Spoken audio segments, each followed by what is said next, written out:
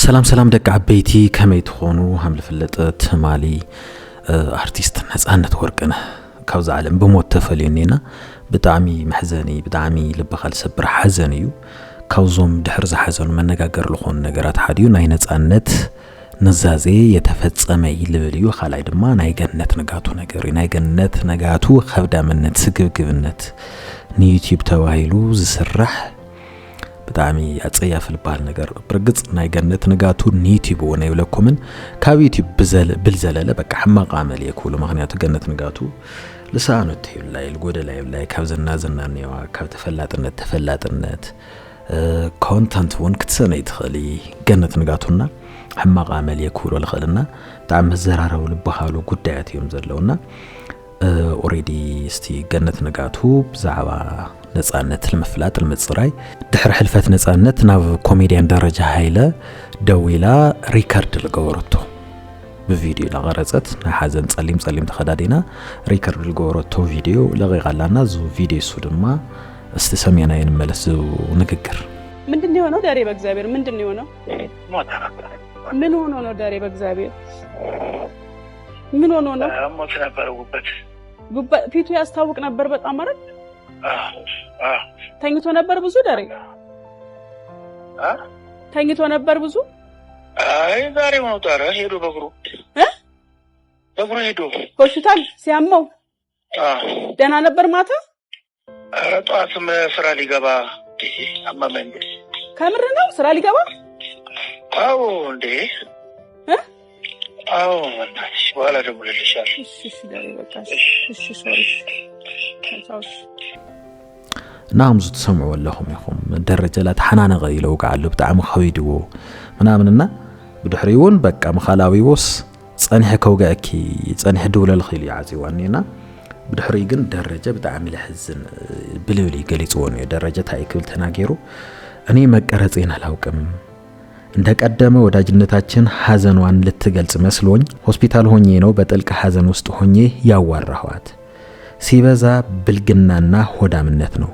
ከተማረ የማይጠበቅ ይሉ በደረጃ ኃይሌ ማለትና ናማን ከተማረ የማይጠበቅ ናማን ግብዝነት ታይሲና ገነት ንጋቱ ታይሲና ናማኔ አስሙ ብሎ ሁሉ ነገር ለማለት ያ ግን ሐዘን ለምርዳ ለዩቲዩብ ቢዝነስ ተጻደፍ መስራህ መሳርህ ታዩ ይቀራራው ላይ ኢንፎርሹር መስነጻነት እንደዚህ ለአክል ነገር አለው ሀመ ይታይ ሆይን ይላ ኹነታት ሕማሙ ህዝናብነት ናይ ነጻነት ሕማም ህዝቢ ፐብሊክ ሌክ ግበር ይድላ ይሆን ለግለጽ ላይ ተደለ ይሆንና ታዩ ሆይን ነው ታዩ ሐሚሙ ግዛ ኢላ ተጻሪ ኦሬዲ ጉበት በቃ እሱ ሐዚን ይለው ጋር አርኮሚያ ግን በቃ ዙ ሁሉ አውጽያቱል ደገ ህዝን ነጻነት ምምታይ ሞይቱ ታይ ሆይኑ ሁሉ ነገር በግልጽና ህዝብ ከተውጾ ኸይላ ማለትና ዞዝን ይخبيድ ልባል ነገር ይገን بتعمي لحزن دبخال سبرينا دقاي بركتم للقت من يرغدمنا هوا ملاكو سويتز لأننا نمان لدقاي بركتم تعيات سباتسي ايسسوني استحسوا او ارباكي زي كون هنا كانو فولتون كاوزوم فيفريتنا نولومنا 90s ميكايا بهايلو ايوب موكونن تامرات دستا إلياس ملكا داويت نقا مادينغو تاريكو بابا نصانت ورقنا خزون እና ደጋይ በረከትም ለምን ታዩ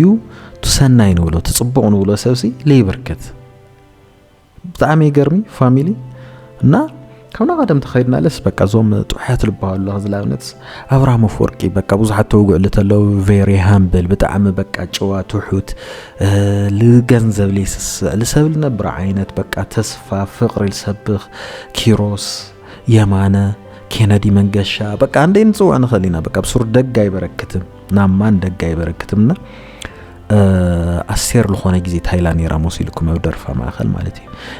ደጉን ሳጣ ሐዘኔን መረረ ሞት ቢወስደው ይሻለኝ ነበር ይላና በቃ ለዝሞት ሞት ተለወስዶ ገለይላ ቀተመንያ ማለት ታይተት አይ ዶንት ኖውና በመቀጻሉን ቴዲ አፍሮ ሙዚቃ ህይወት ይትብል ደርፉ ማለት ይለቡ ልደረፈሉ ደርፍ መሆን ይፈለጥ እንዲ አቡ ህልፈተቡ ላዘከረ አይዞኻ በቃ ምሳየት ለአሊኻ በቃ ገለላ ላይ ሐሳብ ለገለጽናው ታይልል እሱ እንዳለው ያሎሬቱ ሞትም ይሙት የታባቱ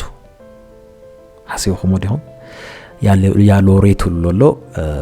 ና ሎሬት ጸጋይ ገብረ መድን ግጥሚ ካብዛ ግጥሚ ማእኸል ሞትም ይሙት የታባቱ ልትብል ፓርቲ ሒዝዋ ሞጺና ሞትም ይሙት የታባቱ ናማኒ ሞት ተልሞት ደሰይሊ በጣም ይለህዘንና በቃ ናማኒ ደጋይ በረክትምና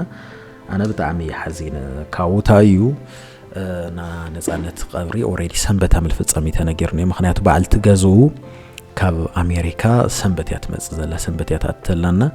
ሰንበት ይስርዓተ ቀብሩ ክፍጸም አሞን ና ነጻነት ንዛዜ ተፈጸመ ይሉ ሰባት ነውና ነጻነት አምል ፍለት ሀምቱ ስሙያት ሰባት ተሐልፍ ተለው ለቀበሩሉ ስላሴ ካቴድራል ቤተክርስቲያን እዩ ቀብር ክሳለጥና ስነ ስርዓት ቀብሩ ክፍጸም ስለዚህ ስነ ስርዓት ቀብሩ አው መፍጻሙ ሲዩ ኦሬዲ ነጻነት ምሰቦ ይምስኑ ያዓበይና ምስነን ቤቱ ያዓበይ ምስነን ቤቱ ማዋይ ሲዩ ና ቀብሩ ቦቶውን አው ጎንነን ቤቱ ኮን ይልደለን ይሩ ለውላ ሐሳባት ነውና ኦሬዲ ዘውዝን ያህልሞ የተፈጸመ ይሉ ለሰባት ነው ዝነገር እዚ እውን ኮነውን ለመኮር ሰባት ነው ዘይር ዘይሩ ያው ደጋይ በረክትም እዩ